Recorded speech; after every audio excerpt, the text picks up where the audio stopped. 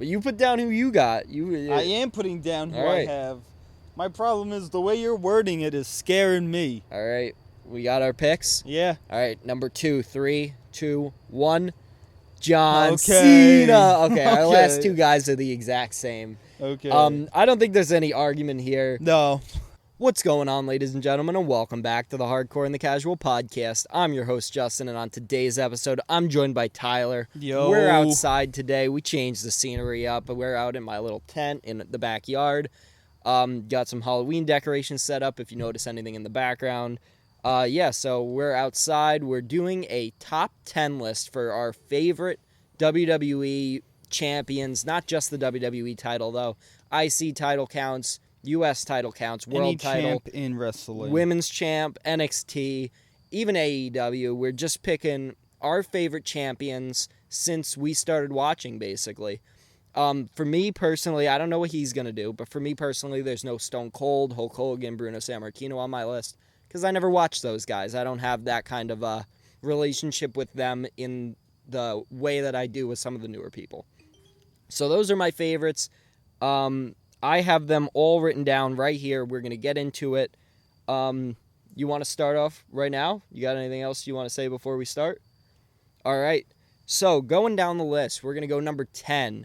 We're going to write it down, and then we're going to flip it, and we're going to just explain why these people are on our lists. All right. We've got our number 10. 3, 2, 1. I put Kevin Owens. I put Trish Stratus. Okay, so I put Kevin Owens specifically with the NXT title.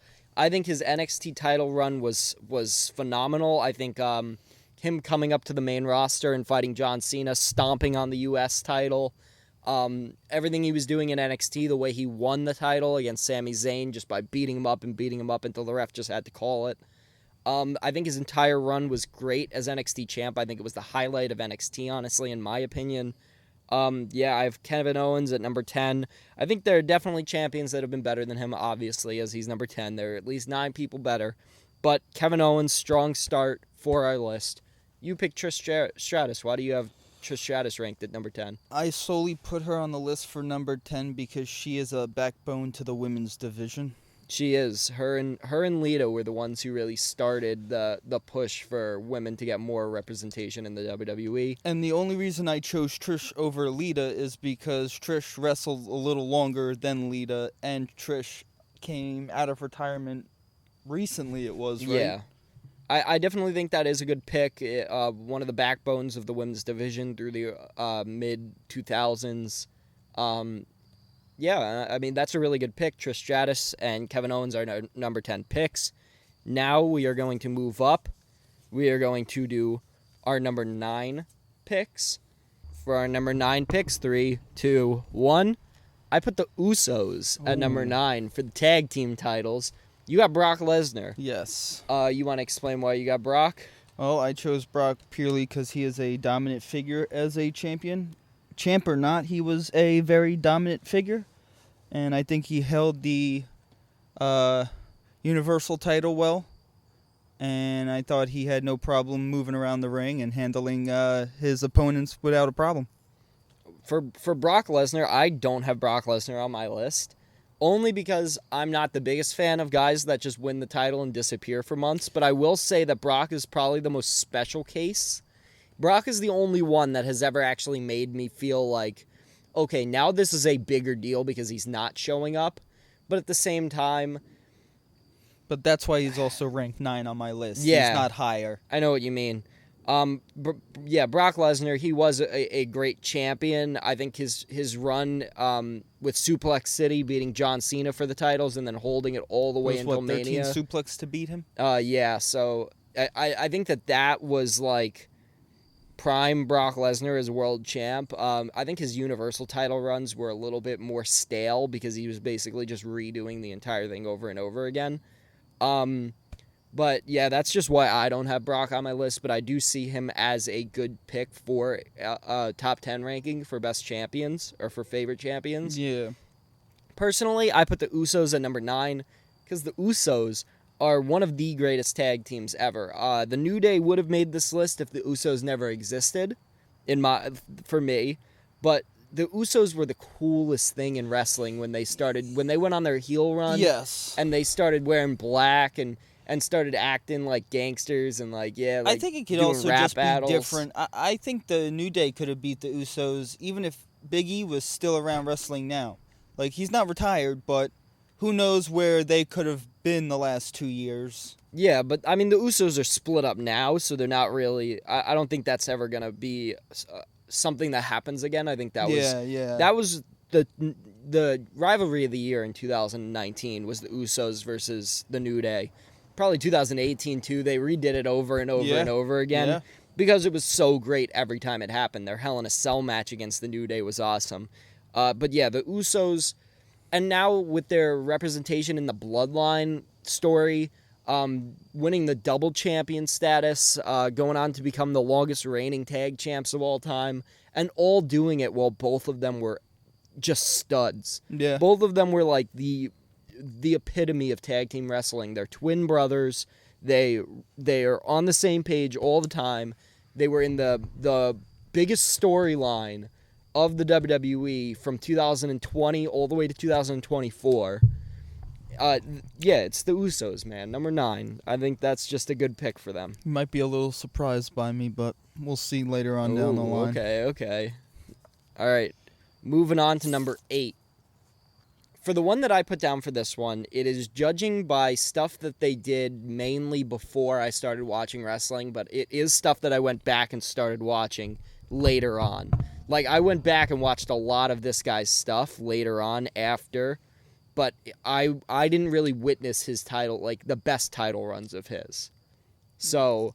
Yes. Okay, so prior to that last statement, I thought we were putting the same guy down, to be honest with you. 3, 2, 1, flip. I got Randy Orton. That's the Rey Mysterio. So, yeah, logic applies both ways. Rey Mysterio hasn't really had that many title reigns recently. No. Same with Randy Orton. I mean, he had his title run during 2020 against Drew McIntyre.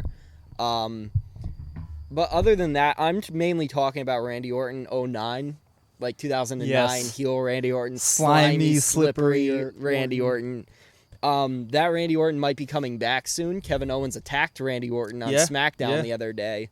So now that we might be seeing the new resurgence of the slimy, slippery Randy Orton. And you told me about how Kevin Owens turned heel the other day because after the cameras cut off, he beat up Cody Rhodes outside his tour bus. He did the same thing to Randy after SmackDown. Oh, okay. He did it to Cody last week after Bad Blood, and then he did it to Randy after SmackDown. So I wonder what's going to come from that. I don't think Randy's necessarily going to turn heel, but I think the slimy, slippery Randy Orton is going to come back as a good guy. They're going to try and do a version of it as him as the good guy. But since we're mainly just talking about championship reigns right now, Randy Orton's championship reign in 09, where he was RKOing everybody. RKOing Stephanie, kicking her in the head, tying up Triple H, Triple H breaking into his house. Like, these are moments that will live on forever. Moments. And Randy Orton, 14-time WWE champion, or world champion, Intercontinental champion, United States champion. This guy is a champion at heart. I have him at number 8, mainly because I think that there's 7 people better than him as champ, but I do think that his 09 reign as heel champion is something different than any other heel has done in the last 20 years. Like, you got to go back to, like, I don't even know. You'd have to go back to, like, Sergeant Slaughter turning heel against Hulk Hogan and joining up with, like, General Adnan. Yeah, back like in, like, the third Royal Rumble. Yeah, you'd have to go all the way back there to find a level of, like, just vicious, like, people hate you because you're such an asshole level of heat that Randy Orton was able to get in 09. You had Rey Mysterio, though. What? I had Rey Mysterio just because of the background that he has and the legacies that he carries on and the legacies that he will have moving forward with Dominic. So, I mean, I think... as a champ... As a champ, he went on 2 iconic runs. Yeah. Because he held the title 3 times, but one of those times was very short-lived. It was like an hour. Yeah. And then he lost to John Cena. But his world title reigns were pretty good. Yeah. The way he won, too, in those matches. I think he winning beat Big Show one of those times for it. one of the time was he won the Royal Rumble, went on to face I think Randy and Kurt Angle at WrestleMania, I think it Yeah. was, and ended up beating. It was Randy and someone. I don't know exactly if it was Kurt Angle. Yeah, but it was definitely Randy and someone else, but Batista's one that always wants to get into my head, but when it comes to Randy, but that was with yeah, that was something. That was with Daniel Bryan. Yeah. But yeah, no, Rey Mysterio is definitely a good pick.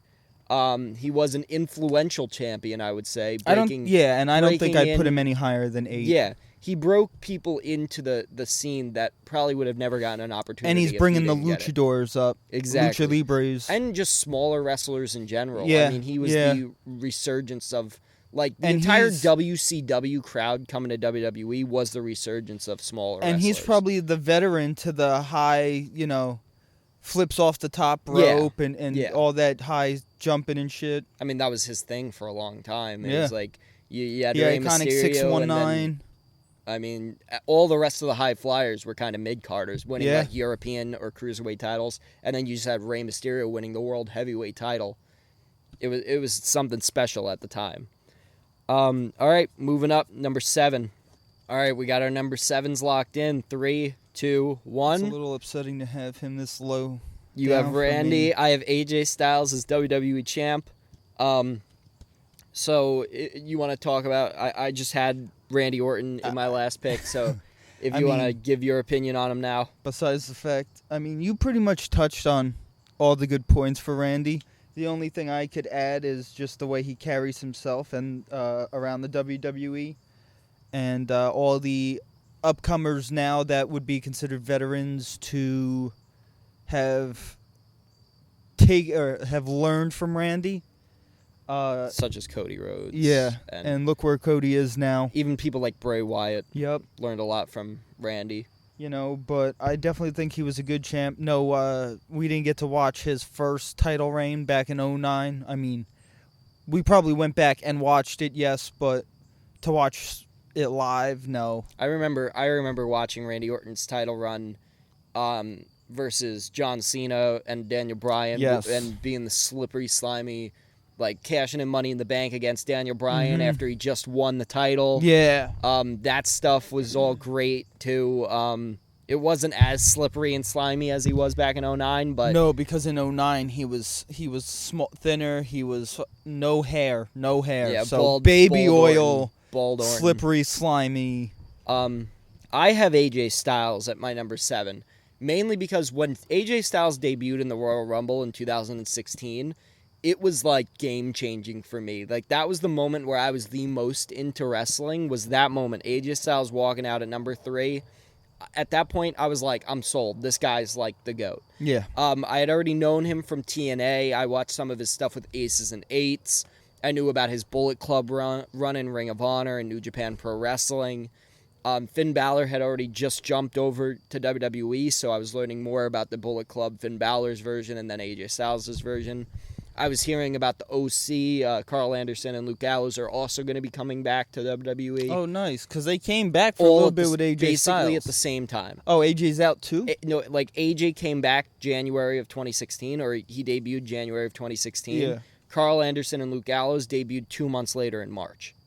So they all came at the same time. They were all in Oh. the same faction. So that makes sense why they had that faction later on. So, and then AJ Styles fought Roman Reigns for the title a couple of times that year, lost, but then he ended up beating Dean Ambrose down the line later that year, held the title for a little bit, lost it to John Cena. That title run was awesome in my opinion. I remember Survivor Series 2016, the Raw versus SmackDown match, AJ was champ. There was the whole thing with Dean Ambrose, and they had to like coexist on the same team. But then later, we go back, and then AJ Styles eventually wins the title back and goes on a year-long championship run, which at the time, the only people you could compare him to in the modern era was like CM Punk. Because CM Punk and AJ were the only guys that had even held the title for a year. Yeah. Like now looking back, we're like, oh, Roman held it for like 4 years. That's not that much. A year isn't that much. At the time, holding the title for a year was groundbreaking. This was something that just didn't happen. Yeah. Guys held the title for like 2-3 weeks, and then it's over. But yeah, AJ Styles, That's my number 7. All right, moving up to number 6 now. It's starting to get dark out. We gotta move a little quicker here. Oh, I thought you were gonna have the lights on in here. I didn't think we needed them, but now it's getting dark. Even right now, I think it would just give that extra bit of light for us. Don't forget to like, share, and sub. We appreciate it, you know. All right, it started to get a little dark out, so we turned on the lights. We've got some lighting now, so we can see what we're doing again. All right, number 6. You got your pick? All right, 3, 2, 1, flip. My only tag team on the list. The Usos. Good pick. I didn't picked think Rhea. about Rhea. I picked Rhea. No. Put her in your honorable mentions when we get to it. Yeah. All right, so I'll start. Rhea Ripley. She won the title against Charlotte Flair, became SmackDown's women's champ, and then they changed the title to the world title, and she went on a year-long dominant run. Technically never lost the title. She got injured. And had to relinquish. And then Becky ended up winning it, and then Liv beat Becky for it. So technically Rhea never lost her title, but for that year, you could say a lot about Rhea Ripley's title run. You could say that she didn't defend it against many, like, big stars. She defended against, like, Ivy Nile a couple of times. Yeah. Like, these aren't, like... It wasn't the greatest title run when it comes to defenses and pay-per-view matches. Some of them just seem like filler matches. It's just the fact that she brought legitimacy to the Judgment Day when it was sorely needed. Yeah. The Judgment Day needed a leader because they were always talking about, no one's the leader. She became the leader when she won that title, and she made the group legitimate for a year. Her right now, she's probably the number 1 woman. I'd put her above Jade. I'd put her above Bianca. I would too. Like, currently active on the roster. She's the gotta biggest be women's the most star. dominant woman currently on the roster.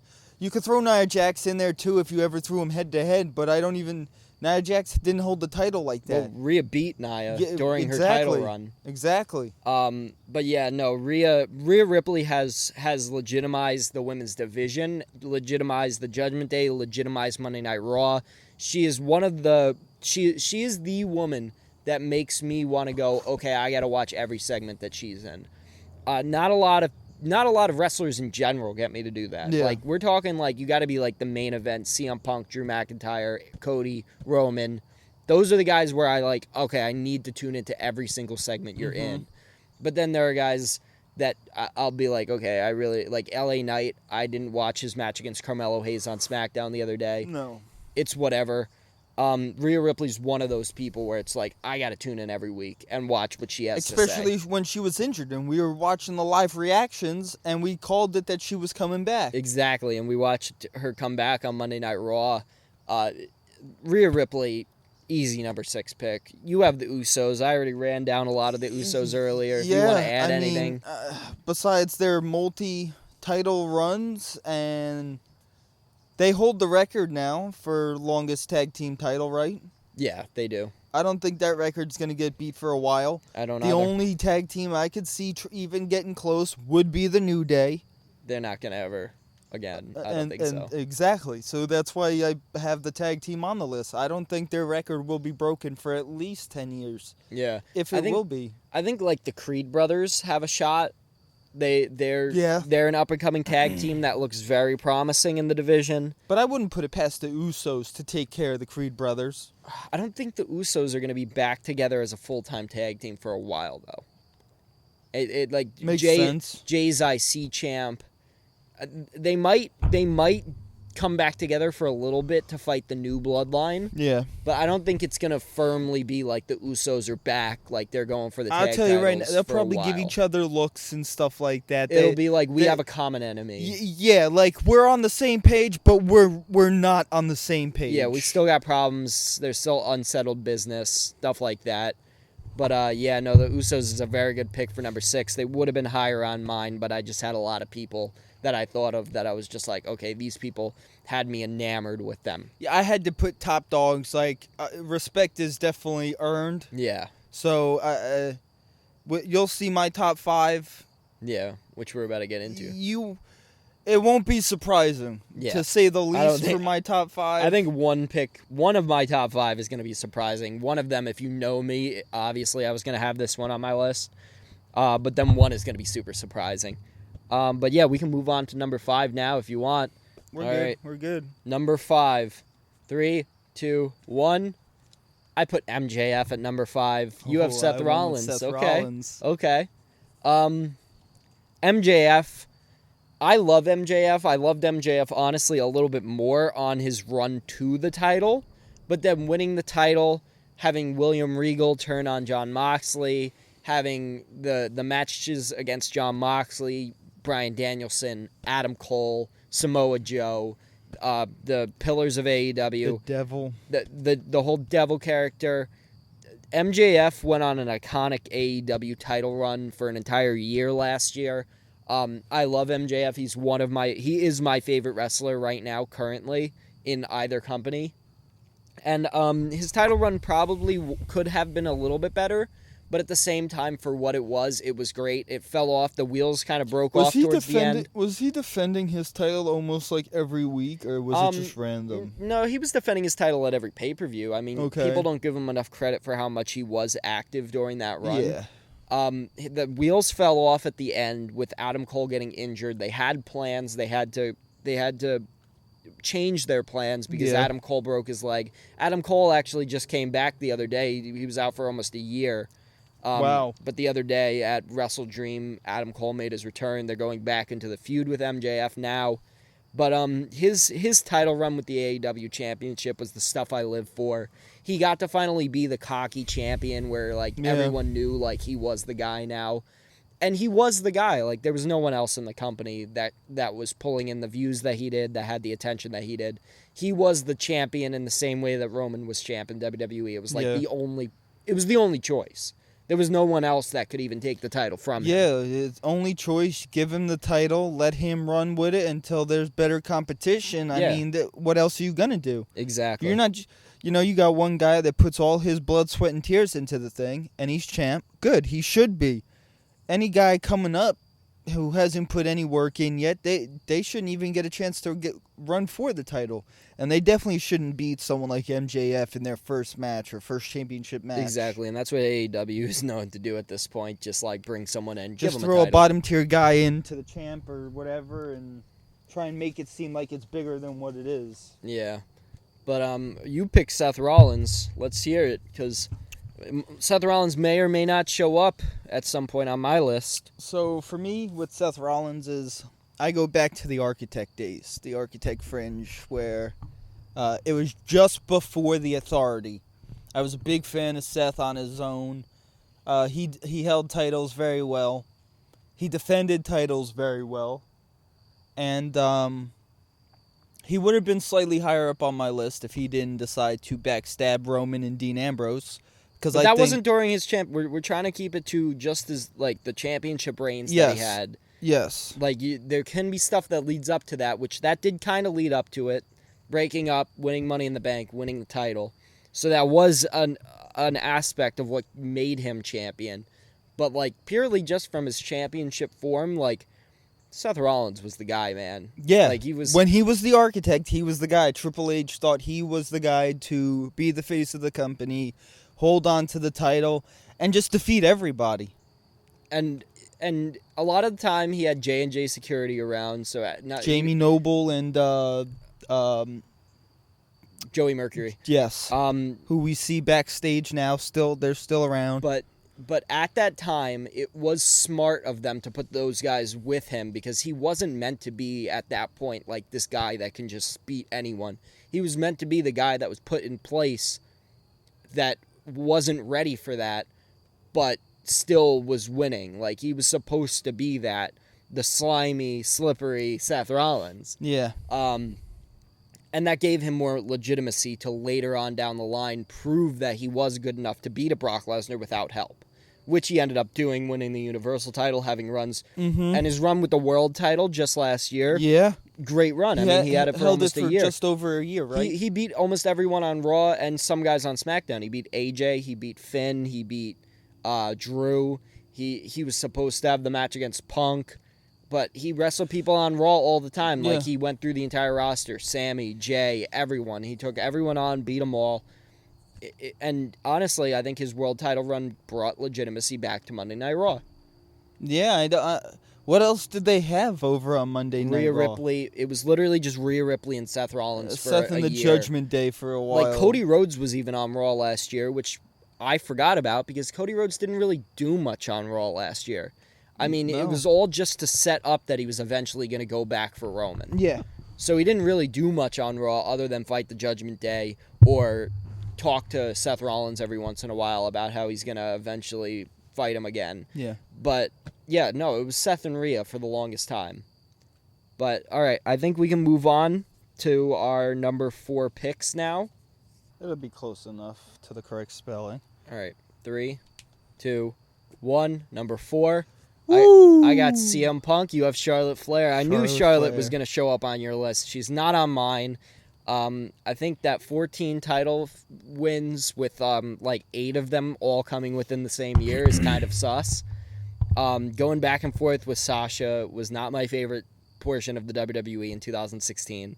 But I do think that Charlotte was a good champion overall. For me, she's another staple to the women's division. Regardless of not having longevity with holding a title, more along the lines of just being on top, being dominant, and being able to take out whoever she needed to.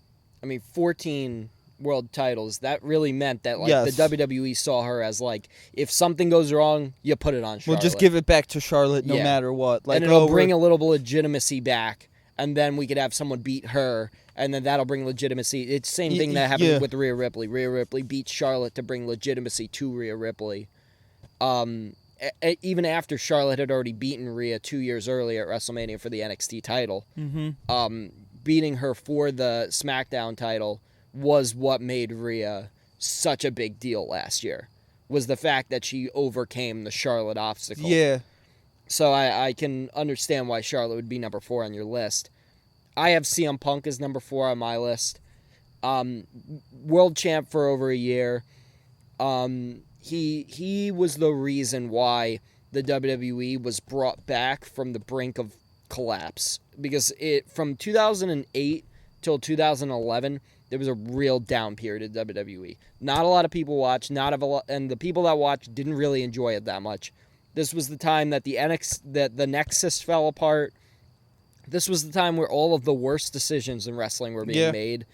But the best decision that they made at the time was taking CM Punk's world title reign from 2 years before and just letting him do that for an entire year. He got to be with Paul Heyman, and he got to just let Paul Heyman stand there and raise the belt, and CM Punk just talked and defended his title every week. Yeah.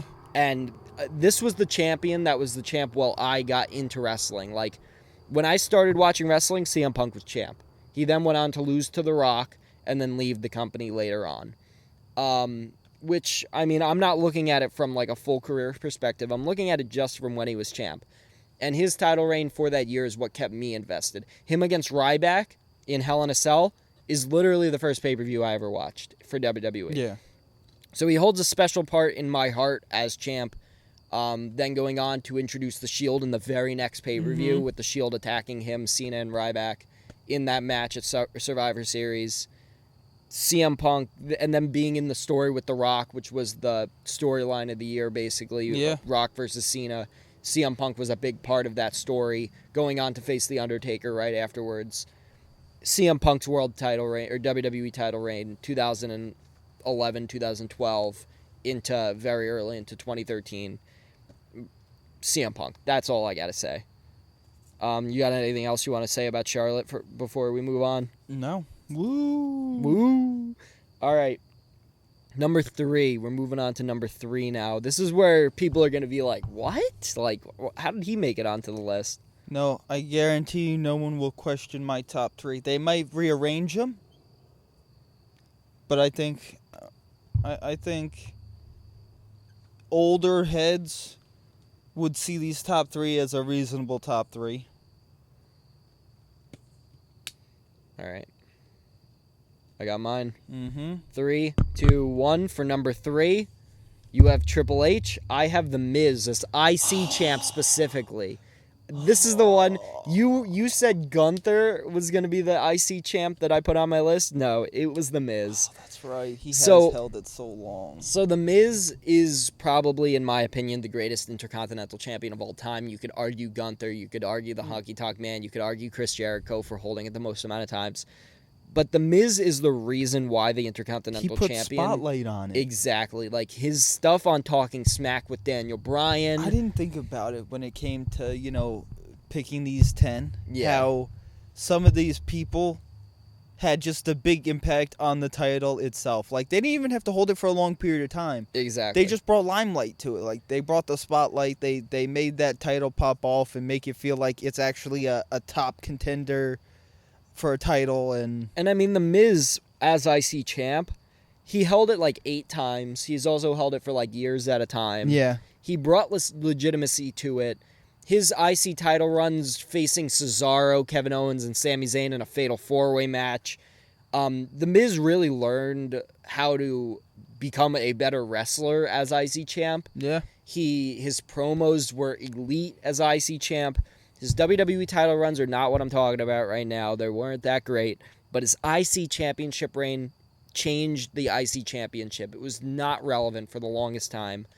And there's a reason why the United States Championship has not been that relevant. It's because it hasn't had a champion like The Miz to break it back through into the limelight. There is no Gunther holding the IC Championship without The Miz doing it first. The IC Championship would have been beneath Gunther Yeah. if The Miz didn't bring it back to relevancy. So that's why I have The Miz. It was also during a time period where I loved wrestling, and The Miz was my favorite wrestler during that time period. So I have The Miz. You have Triple H. Let's hear your... Because you didn't get to watch many Triple H runs. No. Like, there was the run Triple H beat Roman Reigns for the title at the Rumble, throwing out Dean Ambrose, and then immediately losing it back to Roman at WrestleMania 2 months later. That's basically the only title run that we got to witness of Triple H since Yeah. we started watching. But I mean, all the titles that he has won, he's a spectacle when it comes to wrestling. He is the icon, I guess you would say. No, he beat the icon at WrestleMania, Sting. That's Sting's title. Sting is the icon. Yeah, but I'm like, he was the biggest legend, I guess you could say, to make light of any title. It didn't matter what title it was. He held the title. He brought power to the title. He... Getting a little tongue-tied here when it comes to Triple H, especially with some of these wrestlers who have won titles an abundant amount of times. Yeah, because it's not about the abundance of times. Yeah. It's the light that you brought upon that title. Without you ever holding the title, no one would have been able to beat you Yeah. and then get that spotlight. Like, yeah, it's like, because of you that more people became stars. yes, Which is and kind of Triple my H logic. did that with a lot of his titles and putting people Yeah. over, even like Randy and Seth. Yeah, He put them over, helped them get titles. exactly. Batista, Cena. There are a lot of guys that Triple H did that for. I didn't put him on my list. He's not anywhere near my list. But that's just because, honestly, I think that the guys that I put were better champions than Yeah. him. But if that's your opinion, and that's the way you wanted to rank your list, that's a perfectly fine pick for number 3, I feel like. He is one of the most influential champions of all time. You got to give him that. I think we can move on to number 2 now, though. I have a feeling our number 2 guys, our last 2 guys, are going to be the exact same, too. I don't know, man. Um, I'm telling you right now, I don't know. Based off how some of these went. Well, come on. If you don't have this guy on your list, you're kind of crazy, I feel like. All right. But you put down who you got. I am putting down who All right. I have. My problem is the way you're wording it is scaring me. All right. We got our picks. Yeah. All right. Number 2, 3, 2, 1. John Okay. Cena. Okay. Our Okay. last 2 guys are the exact same. Okay. I don't think there's any argument here. No. John Cena, 16-time world champion. Regardless of titles, I mean... Even the United States Championship. Yeah, you take the smallest title, you give the smallest title in the company to John, and he just blew it up. It didn't matter. I mean, think about it. I don't think... When John won the first time John won the U.S. title wasn't as big as even when someone like Austin Theory, a newcomer, came up and won the title. I think if Austin Theory back then tried to win the title, I don't think it would have done anything. Yeah, John Cena's U.S. Championship run was phenomenal. His open challenges against Sami Zayn, Kevin Owens, Cesaro, just every week, just bringing a new person to his level. It was phenomenal. But you look at his 16-time world championship reigns, like, come on, man. They could be questionable, but... Oh, yeah, no, I'm not doubting that. Some of them very questionable. Some of them were very questionable. Some of them were him beating Rey Mysterio after Rey Mysterio just won the title. Like, some of them were like, yeah, come on, man, you didn't need that one. But, like, in general, 16-time world champ, record-holding championship. Vince McMahon knew what he was doing. John Cena was the guy in the company. It's hard to not put him in the top for world champs. Yeah, I mean, any title? I wouldn't necessarily say any title, like the Universal. I don't see him being a top 5 Universal. Well, he never won the Universal. Exactly. But like for just champs in general, he's such an easy pick to put on the top. He's an easy top 5 every time. Because for wrestling. And you don't have to like him, but still objectively, like the people he brought to wrestling, the environment, his attitude about wrestling. There would be no me as a wrestling fan without John Cena. Like, I would not have watched wrestling if it wasn't for John Cena's feud with CM Punk. Like, CM Punk was like the one that after I started watching wrestling, CM Punk was the one that I latched onto. But the reason why I got latched on to CM Punk was because I saw John Cena. Yeah. John Cena was the first wrestling figure I ever owned. The first guy I played in the video game. The first guy I had heard about from the WWE. His matches with The Rock were like the things that were like, okay, he's fighting Dwayne Johnson from the Fast and Furious movies. Like, I gotta tune in for this. Yeah. Like, that's the reason why. John Cena is the reason why I became a fan. For me? Even if it was like, what got me into not wrestling? Directly. What got me into wrestling was The Shield versus the Wyatt family and Rey Mysterio versus The Big Show. Those were the two matches where... Those have been years apart. Those have been a long time apart. I know, but like, The Shield is what first initially got me into it. And then, you had those dying years. And then all of a sudden you see a match, between Rey Mysterio, 3 foot, and Big Show, 7 foot, like... You want to see that match because you're like, well, obviously the Big Show should win, and then, Rey Mysterio wins. Hey, but guess who was the WWE champ throughout that entire period? John Cena. Yeah. All the way from Rey versus Big Show, John Cena was champ. All the way through to the Shield versus the Wyatts, John Cena was still champ. So that brings legitimacy to why John Cena should be ranked number 2. Yeah. He was on top for the longest. He dedicated his life to wrestling. He dedicated his life to the fans. John Cena at number 2. Yeah. I think it's time to give the fans some honorable mentions before we give our number 1 pick, who I already know we have the same guy for, because it's obvious. All right. Honorable mentions. 3, 2, 1. Our honorable mentions. You have Strowman's teammate Nicholas. Oh, that's great. Vince McMahon, MJF, Bruno Sammartino. Yeah. That's a pretty good list. My honorable mentions, I went for Daniel Bryan.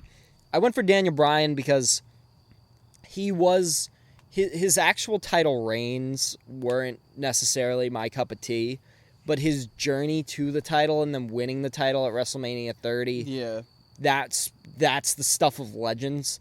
So I feel like he deserves an honorable mention for that, but I don't think he deserves to actually be on the list. Seth Rollins, all the same reasons you said. I think he probably would have been my number 11. One of the greatest champions. The Authority stuff is like... The integrity he had. The stuff he had in the Authority reign, like that was like... I was like so into that stuff. I have Dolph Ziggler as IC champion, not as world champion. As IC champion, I think Dolph Ziggler was very underrated. He probably would have made the list if The Miz wasn't already on my list. He had that big speech, right? Dolph Ziggler went on with that big speech and then went on to win that run of the IC title. Yeah, I think it was against The Miz, too. Yeah. I thought that whole thing was great. I love Dolph Ziggler as IC champ. I thought his world championship reigns lacked, but, like, Money in the Bank, winning Money in the Bank and then winning the world title, that was awesome. It was the same thing with Daniel Bryan. He won the title in spectacular fashion, but then later on, it just didn't work out too well. I have AJ Lee and Paige also as honorable mentions. I thought about AJ Lee. So AJ Lee, she was the Divas champ when I started watching. I loved AJ Lee at the time. Best Divas champ, Divas champ. These two, AJ and Paige, were pivotal for the renaissance of women's wrestling. Yes. Like, there would be no Charlotte, there would be no Becky, no Sasha, no Bayley without AJ and Paige breaking that through. Paige winning the title the night after WrestleMania, awesome moment. Those two, I think, deserve to be on lists of the greatest women's champion of all time. I think those two would both make top 5. Yes. But when you add all the other champions in it bumps them a little bit off of the list, but still honorable mention for them. For you? You got to go with Nicholas, hands down. Braun Strowman's teammate back in... Youngest world champ of all time. Youngest world champ of all time. He was 11, I believe? Yeah, I think so. He was 11 years old. He was the referee for the match's son. Oh, he was the ref's son? He was the ref's son. I didn't know that. Yeah. Didn't know that at all. He was the ref's son. All these years later. What is that, 8 years later now? Yeah. Nicholas is almost about ready to be in the WWE at this point. Maybe he will be one day. Maybe. But yeah, no, he was the ref's son. You know, you got to give an honorable mention to Vince. I only gave him it just because of the fact of the owner of the company. The title seemed a little forced. Like, obviously, he's the owner, whatever. He makes the rules. He does what he wants. He could walk out there, pin, win the match, no problem. But I just threw him up here as like a gimme, only because of the one championship match that he actually has. Yeah. You also have MJF, I think, for all the same reasons why. Yeah, you touched on him. I definitely forgot about AEW in the mix of making the list, you know, and for AEW, without MJF and the title run that MJF went on, it brought way more limelight to AEW and made it more active, without a doubt. And but Bruno. Come on. Who isn't going to put Bruno in an honorable mention? I only didn't put Bruno specifically because I've never watched a single clip of Bruno. Like, I've never watched a match, never watched a promo. He, without a doubt, would have been number 2. No, I'm not putting him above my number 1, but if we went objective, like just pure objective, lifetime, not fan, not who we personally like the best. If we went purely objective, Bruno has to be in your top 3. There's no way around it. He goes number 2 every time. Like, it just doesn't matter. Yeah. I don't care. Like, Triple H goes below him. Yeah. Like, I'm putting everybody below him besides my number 1. I think Cena and then the guy we're both about to write down for number 1 are the only guys that you could argue that you could flip-flop with. Yeah. But yeah, I think we're ready to move into our number 1 guy. Yeah. All right. We both got our number 1 guys in now. We will flip in 3, 2, 1. What else is there to say about Roman Reigns? Number 1 Reigns. Number 1 pound for pound. Roman Reigns went on a 4-year title reign in the year of our Lord 2020. In the year of our Lord. In the year of our Lord 2020. Roman Reigns decided, you know what, I'm just going to go ahead and have the best world title run of all time. Yeah. He had the most dominant. I'd say it was way more dominant than even 8 years for San Martino. Yeah. And, I mean... Yeah, he had help from the bloodline and everything. That's the only thing you could say about it. That you can discredit him. Exactly. That's the only thing you could discredit him, is that he always had some kind of help in a match, but to go on a 4-year title run in this era is absolutely insane. It's unheard of. It won't happen again. It won't. And on top of that, Roman Reigns, I haven't felt the way I feel about storylines like this since I was a child. since I was literally getting into wrestling, nothing has made me feel the way Roman Reigns' bloodline story has made me feel. It is so different. It is so unique. The Sammy stuff, the Cody stuff, the Kevin Owens stuff, it is just so much different than the rest of the stuff they're doing.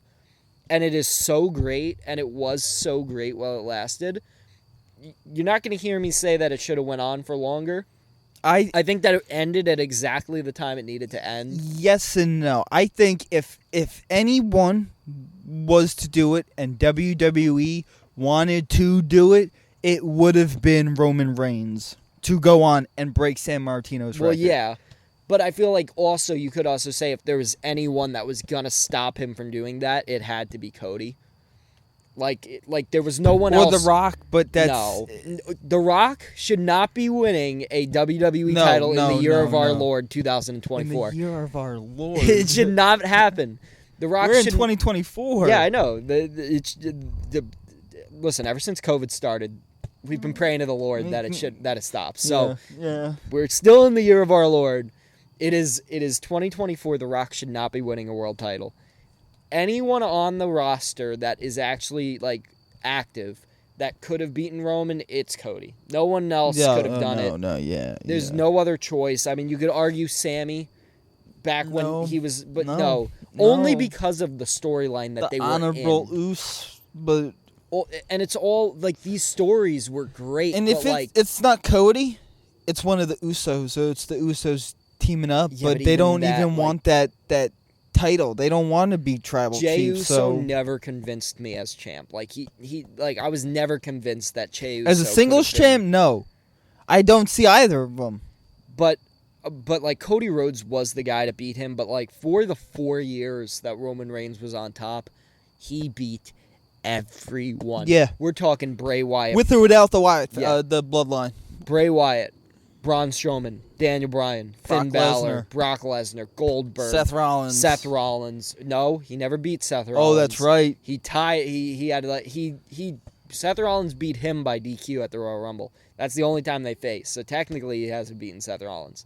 Well, the tag team match, the night one of WrestleMania this year, technically The Rock beat Cody, but Roman was on The Rock's team and Seth was on Cody's team. So technically. But if we're talking just purely one-on-one matchups, Roman has not beaten Seth. But he still retained the title against Seth, so you can't count that. He beat Bryan. He beat everyone. He beat Matt Riddle. He beat Drew McIntyre. He beat Cody Rhodes. That's one person, now that I think about it, that back when he was the Architect, I could see him taking down Roman. Roman's never beat him. That sets up a good, somewhat good storyline, whether he's champ or not. That does help with a case for Seth Rollins, but I feel like Cody was still better suited to take the title. Well, he had more limelight than Seth at the time. He had more people following his story. At the time, at this point now, Seth has less shine than Cody. Yeah. He has also had 2 injuries in the last 2 years. Exactly. Cody has a lot of shine. Seth didn't have that sparkly, magical feel where it felt like, oh, he's about to defeat the Tribal Chief. Yeah, I mean, it also took 2.5 years of build-up for it to happen. Exactly, but we could also talk about the fact that Roman Reigns changed wrestling. He changed it. Yes. Wrestling is different now than it was before the Bloodline storyline. Yes. And that's because of Roman Reigns. I feel like before, it wasn't as much storytelling. Yes. It was way less storytelling. It was, all right, here's your set of cards. This is what's happening. If you don't like it, oh well, but this is what's happening. And Roman specifically, if it wasn't for COVID, I don't know if the whole Roman Reigns heel turn thing would have happened. I think it was because there was no crowd during COVID that they decided, okay, we can turn Roman heel. Yeah. We don't have to worry about the crowd. They're not here. We can make the crowd sound like whatever we want in this Thunderdome. So we're just going to do it now. This is the time. Yeah. So COVID actually helped the WWE in ways that you might not think it would. Everything was in the trenches when COVID started. It didn't matter where you were at or what kind of job you had. Everything was in the trenches. So, but it ended up being the same thing with the UFC, where it was bad for the first couple of months, but it was a net positive overall going through COVID for both the UFC and WWE. Because out of WWE, you got the Roman Reigns storyline coming out of that, the Bloodline storyline. And for the UFC, you had more people than ever watching UFC because it was the only thing still on. Everything else shut down. Yeah. The UFC still did weekly events. So both of them had a net benefit from going through COVID. And for the WWE specifically, it was because of Roman Reigns. Yeah, without a doubt. And I think wrestling, without MJF and Roman Reigns in wrestling since COVID, wrestling would be in the dumpster right now without the two of them. I agree. I think that the WWE would not be where it's at, and AEW would not be where it's at right now if it wasn't for those two AEW might have guys. failed already without MJF. I mean, yeah, you have the veterans from WWE, Chris Jericho, Dean Ambrose. You got all They're them not going the guys over there. that they're pushing anymore, though. Exactly, though. They're pushing these new guys that no one cares about. The guys Or that haven't literally heard of yet. They brought in and signed people to big money contracts, more money than WWE would have paid them. Will Ospreay, Yeah. The no-sell Okada, Mercedes Moné. Like, we're telling you, like these guys were not going to get paid that much by WWE. No. They got paid more in AEW because they were big stars, and yet the ratings have done nothing but go down for AEW. Like, we're talking last week, they were at 300,000 views for That's it? Dynamite, which is terrible. That's like the lowest it's been in years. So the fact that they don't have MJF right back in the main event scene is kind of shameful. If he They should just have him, regardless of the main scene, have him go out there, have him bully a couple wrestlers, and go back into the backstage. That's all he needs to do. Because I swear, every time he just had a microphone in his hand, magic. you were listening. Exactly. Whether it was bad, good, indefinite, you were listening to what MJF had to say. It didn't matter. And I completely agree. But we are now at an hour of recording. It'll probably get cut down to about 30 minutes or so. But yeah, I think now that we've got that all wrapped up, we've got our top 10 list in place. Roman Reigns, obvious number one.